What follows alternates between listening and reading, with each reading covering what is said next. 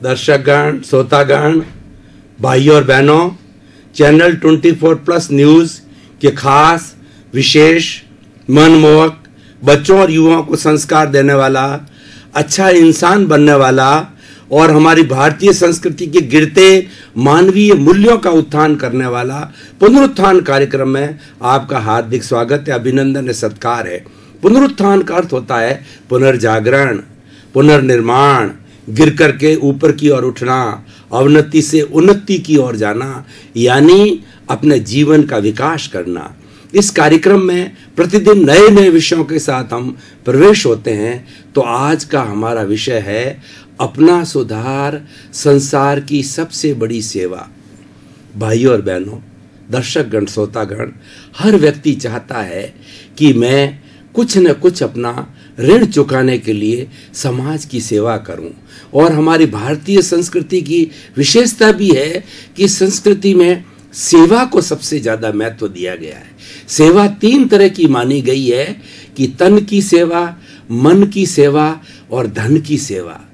कोई व्यक्ति ये कहे कि मेरे पास में धन नहीं है, तो उस व्यक्ति के पास में शरीर तो है, वह किसी भी संस्था में जाकर के, किसी भी स्थान पर जाकर के, जहां उसकी रुचि हो, वहां पर अपने शरीर के माध्यम से जितना समय उसके पास में हो उतनी सेवा देना। और किसी के पास में समय नहीं है और वो कुबेर है, उसके पास बहुत धन है, तो उसके लिए सेवा होती है कि वो जो लोग अभावग्रस्त हैं, जरूरतमंद हैं, और जो लोग अर्थ की वजह से, धन की वजह से रुके हुए हैं, चाहे शिक्षा का काम हो, चिकित्सा का हो, भरण पोषण का हो, कोई भी कार्य हो, उनकी खूब अच्छी तरह से धन के माध्यम से आर्थिक सहयोग करके उनकी सेवा करना। तो ये हमारी भारतीय संस्कृति की विशेषता है। और ऐसा कहा जाता है कि हमारे भारत में जन्म लेने वाला व्यक्ति पर 4 तरह के ऋण होते हैं, 4 तरह के कर्ज होते हैं। पहला कर्ज होता है देव ऋण, दूसरा होता है पितृ ऋण, चौथा होता है, तीसरा होता है गुरु ऋण, और चौथा है समाज का ऋण। देव ऋण कैसे उतारा जा सकता है? ईश्वर की भक्ति करके, प्रार्थना करके, जप के द्वारा, तप के द्वारा, साधना के द्वारा, ईश्वर प्राणिधान से हमारे जो है वो देव ऋण उतरता है। और पितृ ऋण कैसे उतरता है? माता पिता की सेवा करके, क्योंकि माता पिता को हमारे इस संसार का ईश्वर कहा जाता है, संसार का तीर्थ कहा जाता है, उनकी सेवा करके। और तीसरा गुरु का ऋण है। गुरु वह व्यक्ति होता है जो हमारे अज्ञान रूपी अंधकार को दूर करके हमारे में ज्ञान का दीपक जलाता है। तो उसके प्रति हमारा बहुत बड़ा कर्जा होता है, ऋण होता है। वो कैसे उतारा जाता है? कि गुरु की सेवा करके, गुरु की विनय करके, गुरु को प्रणाम करके, और गुरु को चित्त समाधि पहुंचे, ऐसा कार्य करके। और उसके बाद में आता समाज का ऋण। ये समाज जिसमें हमने जन्म लिया और वही हमें पहचान देता है, और हमारी तरक्की तब होती है, हमें प्रोत्साहन तब मिलता है कि समाज हमें प्रोत्साहित करता है। कोई व्यक्ति सम्मानित, समाज के द्वारा सम्मानित किया जाता है, तो वास्तव में सच्चा सम्मान होता है। तो ये हमारी सारी सेवा की बात है। हमारा विषय है कि संसार की सबसे बड़ी सेवा अपना सुधार है। आप कहेंगे अपने सुधार से कैसे सेवा हो जाएगी?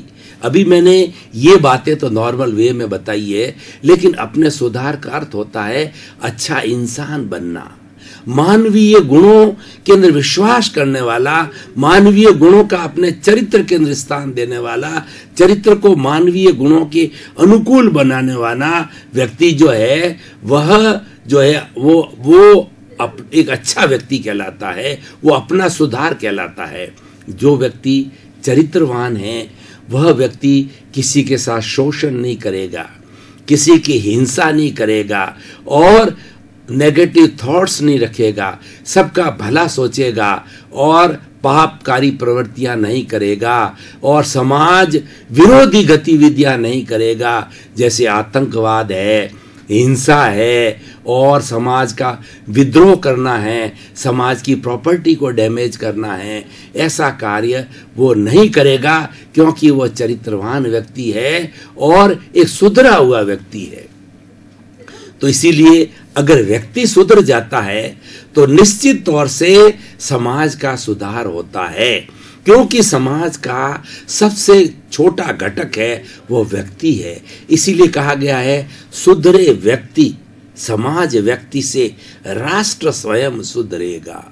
अगर हम राष्ट्र को सुधारना चाहते हैं तो व्यक्ति को सुधारो। यूनिट व्यक्ति है। और जैसे कि अगर कोई व्यक्ति लखपति बनना चाहता है, करोड़पति बनना चाहता है, तो उसका जो मिनिमम जो इकाई है वो रुपया है। एक एक रुपया इकट्ठा करके वो लखपति बन सकता है। बूंद बूंद से घड़ा भरता है। अगर एक एक बूंद इकट्ठी होती रहे तो लंबे समय के बाद के अंदर वो घड़ा भर जाता है। तो इसीलिए जो है हमें सुधार करना है व्यक्ति का। व्यक्ति के अंदर अच्छे गुणों को हमें भरना है, और अगर वह सुधर जाता है तो इसका अर्थ यह है कि वो अन्य व्यक्तियों को सुधारेगा। और एक बिगड़ा हुआ व्यक्ति है, यानी एक आतंकवादी है, हिंसावादी है, विरोधी प्रवृत्ति का है, विरोध करने वाला है, नेगेटिव थॉट्स करने वाला है, तो वह ऐसे लोगों की जमात को बढ़ाएगा। क्योंकि एक व्यक्ति के पास में जब दूसरा व्यक्ति बैठता है तो उसकी संगत का असर होता है। ये व्यसन कैसे फैलते हैं? ये भांग, चरस, शराब और ये सारी चीजें कैसे फैलती है? एक व्यसनी व्यक्ति वो धीरे धीरे अपने जैसे कई व्यक्तियों को बना देता है। तो एक सुधरा व्यक्ति अपने जैसा क्यों नहीं बनाएगा? एक संत पुरुष है, वह प्रवचन देगा, अपने चरित्र के अंदर उसमें अच्छे गुण हैं, उस गुणों के माध्यम से दूसरे को प्रभावित करेगा। तो निश्चित रूप से जो लोग उसकी संगत में आने वाले हैं उनके अंदर सुधार जरूर आएगा। क्योंकि जो व्यक्ति सुधरा हुआ होता है, यानी एक रियल इंसान होता है, उस व्यक्ति का आभा मंडल, वो आभा मंडल किसे कहते हैं कि जब हम चिंतन करते हैं तो हमारे इस सिर के चारों तरफ एक ओरा बनता है। 1 इंची 2 इंची गोलाई का जो है पूरा एक ओरा बनता है। और उस ओरा के आभा मंडल के आजकल कर्लियन फोटोग्राफी के माध्यम से फोटो लिए गए हैं, उससे मालूम हो जाता है ये व्यक्ति क्या सोच रहा है, इस व्यक्ति के दिमाग में इस वक्त में क्या चल रहा है, अच्छी बातें चल रही है या बुरी बातें चल रही है। वह व्यक्ति जगत कल्याण की बात सोच रहा है, दूसरों की सेवा करने की बात सोच रहा है, दूसरे के भले की बात सोच रहा है, या दूसरे के बुरे की बात सोच रहा है। ये उसके फोटोग्राफ की एनालिसिस करने से हो जाती है। और जो व्यक्ति अच्छे इंसान होते हैं, देवत्व गुण वाले होते हैं, उन देवत्व वाले गुणों का ओरा अच्छा होता है। आपने भाई और बहनों, दर्शकगण, श्रोतागण कभी महसूस किया होगा कि जो साधनाशील महापुरुष होते हैं, संत पुरुष होते हैं, वो जो कि परमार्थ की साधना करने वाले होते हैं, वे परमात्मा के पथ पर चलने वाले होते हैं, उनके पास हम बैठते हैं तो हमको बड़ा सुकून महसूस होता है। भगवान महावीर के लिए कहा जाता है कि भगवान महावीर जब समूह शरण के अंदर प्रवचन देते थे तो उनके अंदर उनका ओरा इतना शुद्ध था, क्योंकि वो अरियंत थे, वो भगवान स्वरूप थे, वो एब्सोल्यूट ट्रुथ को जानने वाले थे, वो केवल ज्ञानी थे। तो उनके समूह शरण के अंदर हाथी, बिल्ली, कुत्ता, चूहा सभी जो है वहां इकट्ठे हो जाते थे और कोई किसी का भक्षण नहीं करता था। इसका अर्थ यह है कि उनमें भी करुणा की चेतना जागृत हो जाती थी। और उसकी जागृति होने का कारण यह है कि जो ईश्वर का जो समोषण लग रहा है, उनका आभा मंडल उनके अतिशय ऐसे हैं कि उसके कारण होता है। इसीलिए भाई और बहनों, दर्शकगण, श्रोतागण, ये सही कहा गया है कि अपना सुधार संसार की सबसे बड़ी सेवा है। क्योंकि हम अगर सुधर जाएंगे तो हमारे लिए ये संसार सुधरा हुआ नजर आएगा। नजरिए का अर्थ ये होता है कि जैसी मेरी दृष्टि होती है वैसी सृष्टि बनेगी। अगर मेरे दिमाग के अंदर नेगेटिव थॉट्स है तो सामने वाला व्यक्ति मुझे नेगेटिव लगेगा। अगर मेरे जीवन में हिंसा के भाव है तो सामने वाला व्यक्ति प्रतिकार रूप में उसमें के हिंसा के भाव पैदा हो जाएंगे।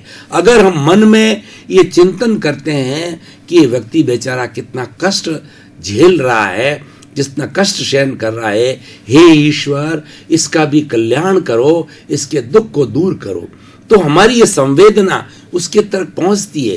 क्योंकि संसार में जितनी भी शुद्ध आत्माएं हैं, यानी जो आत्मा ये हमारी बद्ध आत्मा है, ये कर्मों से आबद्ध है, इसी कारण ये शरीरधारी है, लेकिन भीतर के अंदर जो विराजमान है वो शुद्ध आत्मा भगवान हर एक में विराजमान है। चाहे चूहा हो, बिल्ली हो, शेर हो, चीता हो, या हाथी हो, या ऊंट हो, पेड़ हो, पौधा हो, कीड़ा हो, मकोड़ा हो, सब में शुद्ध आत्मा भगवान है। और वो सारी आत्माओं की जो क्वालिटी है वो सब एक समान है, वो अव्ययवाद कहलाती है। यानी एक शुद्ध आत्मा दूसरे की शुद्ध आत्मा को कष्ट दे ही नहीं सकती, उसमें कष्ट देने की प्रॉपर्टी, लक्षण, गुण है ही नहीं है।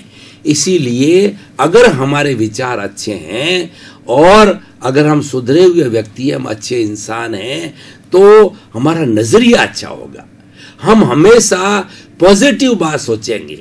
किसी भी व्यक्ति के अंदर वो अवगुणी है तो भी उसमें से हम गुण निकालने की कोशिश करेंगे, क्योंकि सृष्टि के अंदर ऐसा कोई प्राणी नहीं है जो प्योर रूप से अवगुणी है या प्योर रूप से गुणी है।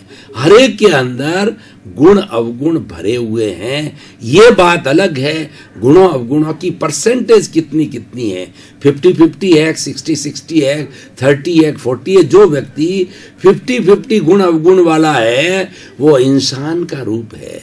इसीलिए कहा गया है कि जो भूल नहीं करे वह देव है, और वह भूल करके प्रायश्चित करके दूसरी बार अपना भूल का सुधार करके दूसरी बार भूल ना करे वह मनुष्य है। और वो बार बार भूल करता रहे, उसका उसके मन पर कोई प्रायश्चित नहीं है, उसके मन के ऊपर कोई भी उसको चिंता नहीं है, तो वह एक राक्षस के रूप के अंदर है। दर्शकगण, श्रोतागण, भाई और बहनों, लंबे समय से हम एक गहन विषय के अंदर गहरे चिंतन में चले गए थे। अब थोड़ा तरोताजगी लेने के लिए ब्रेक ले रहे हैं। ब्रेक के बाद पुनः हाजिर।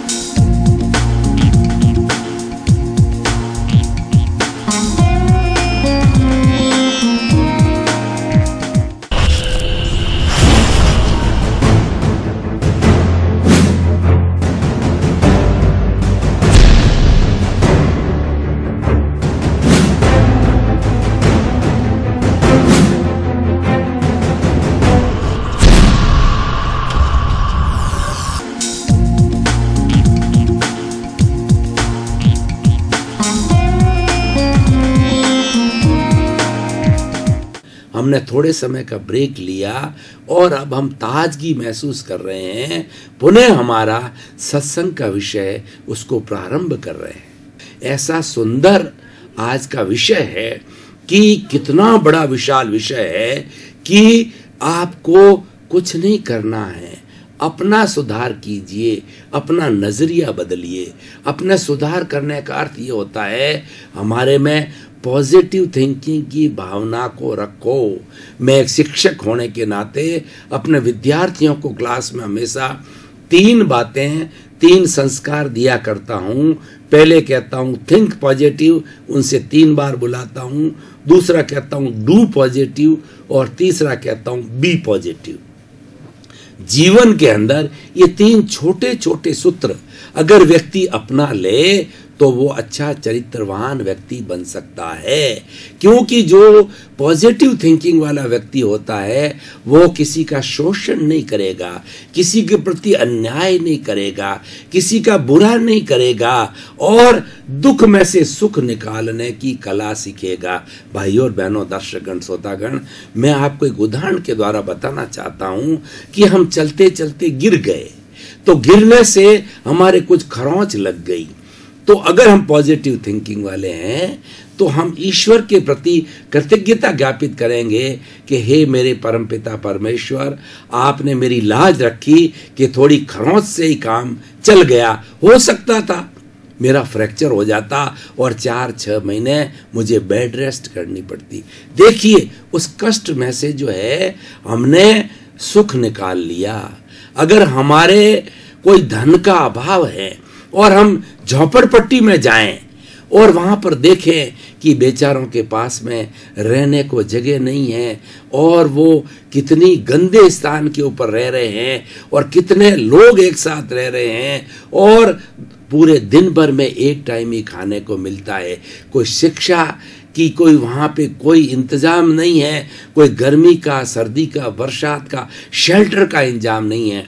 अगर वो हम देखें तो हमारा जो दुख है उसको हम भूल जाते हैं, क्योंकि हम ये महसूस करते हैं इनसे हम कितने अच्छे हैं।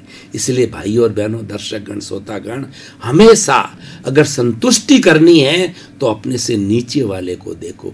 नीचे वाले का अर्थ ये है कि जो अपने से ज्यादा कष्ट सहन कर रहा है या अपने से ज्यादा जो अभाव की स्थिति में जी रहा है, ऊपर वाले को देखेंगे हम तो हमारे अंदर जो है वो ईर्ष्या के भाव आएगा कि ये क्यों तरक्की कर रहा है। तो इसीलिए संतुष्टि प्राप्त करने के लिए नीचे वाले को देखो और अपना लक्ष्य बनाने के लिए जो है, महान बनने के लिए ऊपर वाले को देखो। उसके अंदर भी पॉजिटिव थिंकिंग रखो कि ये तरक्की कर रहा है, लक के कारण कर रहा है, अपने पुरुषार्थ के कारण कर रहा है, अपने विजन और प्लानिंग के कारण कर रहा है। तो मैं भी इनसे सीखूं कि किस तरीके से वो कर रहा है, तो वो पॉजिटिव वे के अंदर लेकर के और हमें आगे बढ़ना चाहिए। भाई और बहनों, दर्शकगण, श्रोतागण, एक शिक्षक ने अपने बोर्ड पर एक लाइन खींच दी और अपने एक विद्यार्थी को कहा कि इस लाइन को छोटा कर दो। एक विद्यार्थी उठा, उसने उस लाइन को मिटा करके थोड़ा और गुरुजी इसको नाप लीजिए, आपकी छोटी हो गई है।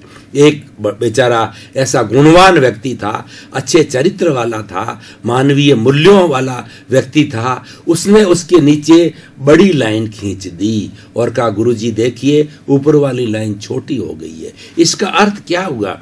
पहले वाला व्यक्ति किसी को बिगाड़ करके, किसी का नुकसान करके, नुकसान का अर्थ लाइन को छोटा किया, उस लाइन का नुकसान हुआ, तो किसी का नुकसान करके वह बड़ा बनना चाहता है। और एक व्यक्ति ऐसा होता है कि अपनी योग्यता के आधार पर वो अपनी बिना उसे जेलेसी किए हुए अपनी एक प्लानिंग के साथ के अंदर, अपने एक विजन के साथ के अंदर, एक लक्ष्य के साथ में आगे बढ़ता रहता है। तो भाइयों और बहनों, दर्शकगण, श्रोतागण, आज इस विषय को जो है हम वर्तमान परिप्रेक्ष्य के अंदर देखते हैं और निष्कर्ष की भाषा में बात करते हैं। अपना सुधार संसार की सबसे बड़ी सेवा है। अगर ये सिद्धांत व्यक्ति अपने जीवन में उतार ले तो उसमें कितना बड़ा परिवर्तन होगा। एक लक्ष्य बना ले व्यक्ति कि मुझे और किसी का सुधार नहीं करना है, और वास्तव में कोई किसी को सुधार नहीं सकता है, कोई किसी को सलाह दे सकता है, अपने अनुभव शेयर कर सकता है, पर्सनालिटी डेवलपमेंट के सूत्र बता सकता है, लेकिन वो सुधर जाए इस बात की गारंटी नहीं है। सूर्य उगता है, सूर्य का काम प्रकाश देना है, लेकिन उल्लू है वो दिन के अंदर देखता ही नहीं है। तो ये सूर्य का दोष नहीं है, सूर्य अपनी ड्यूटी कर रहा है। एक दिया है, उसको कितनी भयंकर अंधेरे में भी दिए को जला दो तो अंधेरा जो है तिरोहित हो जाता है, अंधेरा मिट जाता है, छट जाता है। उस दिए का प्रॉपर्टी है, लेकिन वह दिया जो है सूर्य का मुकाबला कर ले, या दिया जो है जो अंधेरा मिटाने के बाद सब लोगों को जागृत कर दे, जरूरी नहीं है। हम प्रयास कर सकते हैं, लेकिन किसी में बदलाव आए या न आए ये जरूरी नहीं है। भगवान राम को लेवें, भगवान कृष्ण को लेवें और सब महापुरुषों को लेवें, उन महापुरुषों के अंदर, राम राज के अंदर भी जो है धोबी जैसे नेगेटिव थॉट्स वाले व्यक्ति थे, लुटेरे थे, चोर थे, राक्षस थे।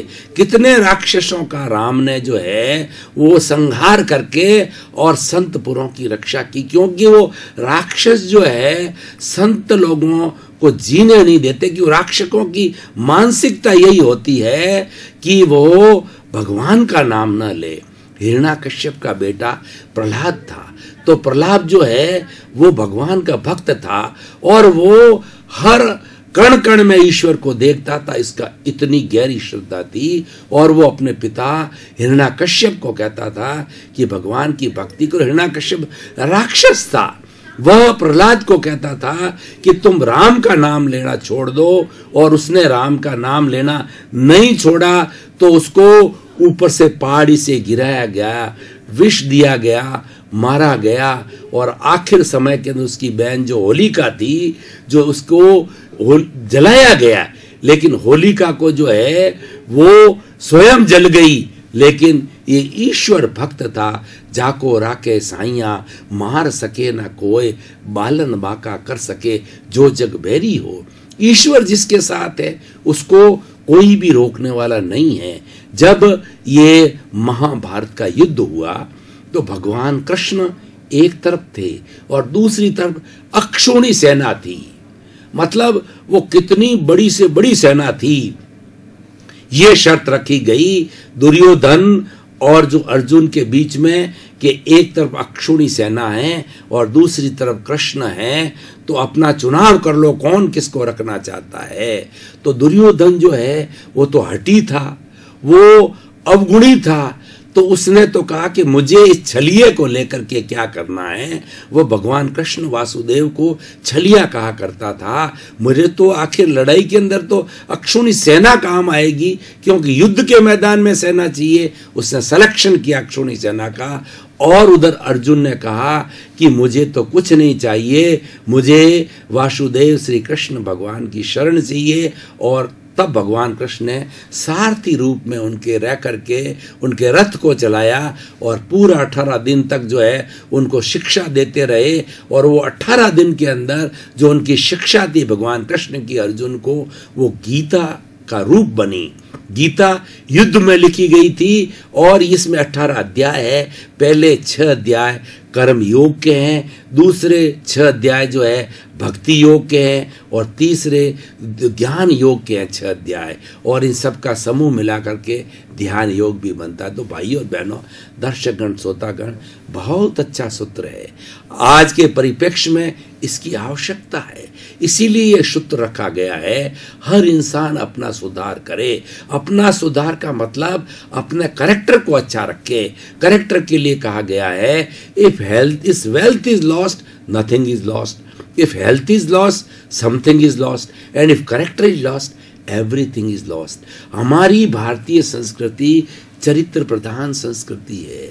जिसका चरित्र ऊंचा होता है उसको देश का बड़ा व्यक्ति बनाया जाता है, उसको बड़े पद पर बिठाया जाता है, क्योंकि चरित्रवान व्यक्ति देश की रक्षा करेगा, वह देश के प्रति भक्ति रखेगा और लोगों का भला करेगा। और चरित्रहीन व्यक्ति होगा और वो सत्ता का दुरुपयोग करेगा।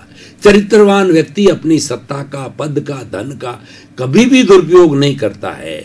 इसीलिए अच्छे इंसान का अर्थ यह है, अच्छा इंसान अगर उसके पास धन है, सत्ता है, प्रभुत्व है, तो उसका दुरुपयोग नहीं करता है, उसको परोपकार में लगाता है, जन कल्याण के अंदर लगाता है। इसीलिए आज के इस बदलते परिप्रेक्ष्य के अंदर जहां हमारे देश के अंदर विघटन हो रहा है, हमारे देश में विकृतियां आ रही है, समाज विकृत हो रहा है, हमारा खान पान, रहन सहन, आचार विचार और हमारी पॉजिटिव थिंकिंग की तरफ नेगेटिव थिंकिंग जा रही है, हमारे घर बिछुड़ रहे हैं, न्यूक्लियर फैमिलीज हो रही है और संवेदनशीलता समाप्त हो रही है, घरों में हिंसा बढ़ रही है, समाज में हिंसा बढ़ रही है, चारों तरफ हाहाकार है।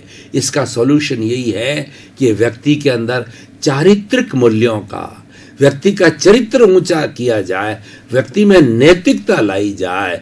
आज नैतिकता शून्य समाज बन रहा है और आज इस परिप्रेक्ष्य में सबसे बड़ी आवश्यकता है कि नैतिकता को लाने के लिए, इसीलिए आज का ये विषय बड़ा एप्रोप्रिएट है, बहुत ही कॉन्टेम्परेरी है और समीचीन है और इसको अप्लाई किया जाना चाहिए।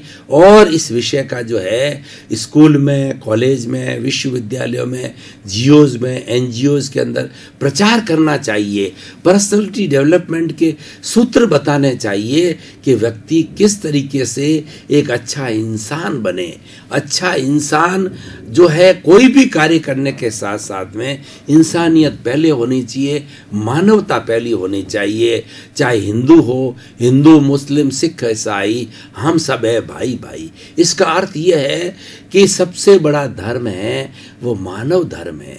आज समय आ गया है और जो हमें ये समय, ग्लोबलाइजेशन का समय, वसुधैव कुटुंबकम का ये समय हमें बताता है कि आज one earth, one sky, one God, one religion.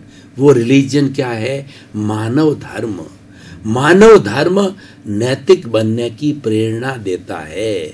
जो व्यक्ति नैतिक है वो मानव धर्म का अनुयायी होता है, और मानव धर्म का अनुयायी होने वाला व्यक्ति एक अच्छा इंसान होता है, और वह संसार की सबसे बड़ी सेवा अपने गुणों के कारण कर सकता है। जो जो उसके पास में अच्छे गुण हैं वो शेयर करे। अपने आने वाली जो जनरेशन है उसके साथ में हमारे अच्छे विचारों का, हमारे चारित्रिक मूल्यों को शेयर किया जाना चाहिए। और उन चारित्रिक मूल्यों की क्या इम्पोर्टेंस है, उनकी आज के परिप्रेक्ष्य में क्या आवश्यकता है, क्या रिलीवेंस है, क्या प्रासंगिकता है, वो बताई जानी चाहिए। अगर चरित्र उठ जाता है, चरित्र का निर्माण हो जाता है, तो समाज का निर्माण हो जाएगा, देश का निर्माण हो जाएगा, विश्व का निर्माण हो जाएगा।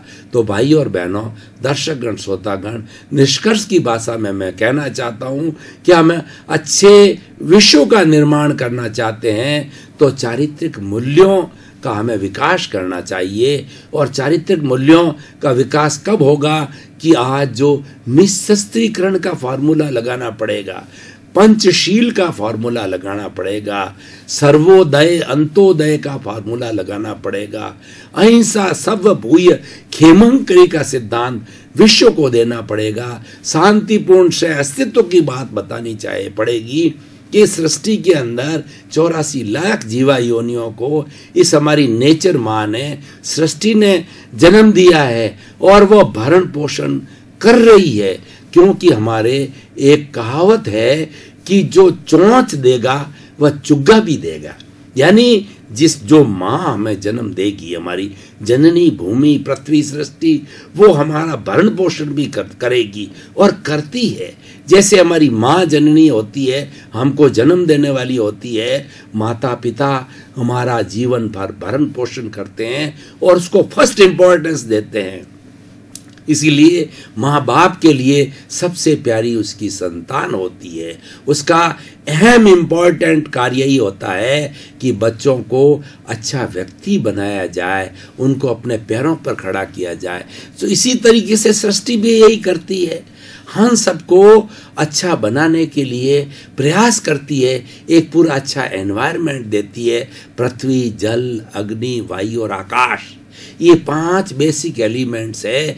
इन 5 बेसिक एलिमेंट से हमारा जन्म होता है और इससे हमारा भरण पोषण होता है, और जब राम नाम सत्य होता है हम इसी में विलीन होते हैं। ये हमारी नेचर माँ हमको फ्री ऑफ कॉस्ट प्रोवाइड करती है और ये हर व्यक्ति को, हर प्राणी को आसानी से सुलभ है और वो इसका उपयोग करता है। तो इसलिए उसका हर प्राणी का और खासकर मनुष्य का उत्तरदायित्व तो बन जाता है कि जब सृष्टि माँ हमारे लिए इतना कष्ट देख रही है तो उसका दोहन करना, उसके साथ छेड़छाड़ करना, उसको बिगाड़ना, उसका असंतुलन करना क्या हमारा फर्ज बनता है? क्या संतान का ये फर्ज बनता है कि वो माता पिता को कष्ट दे? एक बच्चा 30 से 40 साल तक माँ बाप के सेक्रीफाइस से तैयार होता है, पांवों पर खड़ा होता है, तो क्या जब वो पांवों पर खड़ा हो जाता है तो क्या उसका फर्ज बनता है कि वो माता पिता जब बुजुर्ग हो जाए उनकी सेवा नहीं करे, उनको चित समाधि न दे? तो ऐसी संतान किस काम की? दर्शकगण, श्रोतागण, भाई और बहनों, आपके प्रति बहुत बहुत कृतज्ञ, साधुवाद, धन्यवाद। आप पुनरुत्थान कार्यक्रम की आत्मा हो और इस पुनरुत्थान कार्यक्रम आपके सुनने से, आपके देखने से, इसकी चर्चा करने से ये सफल हो रहा है। और पुनरुत्थान कार्यक्रम आज जोधपुर शहर की टॉक ऑफ द टाउन बन चुका है, क्योंकि इसके अंदर हमेशा नए नए विषयों के साथ में प्रतिदिन ताजे ताजे विषय परोसे जाते हैं। कोई बासी विषय नहीं दिया जाता है, तो उससे हमें तरोताजगी आती है। हमें स्वास्थ्य के बारे में, हमारे अच्छा मूल्यों के बारे के अंदर है वो बताया जाता है। आपके प्रति मंगल भावना, शुभकामना, आपका जीवन आनंदमय हो, मंगलमय हो। बहुत बहुत शुभकामना।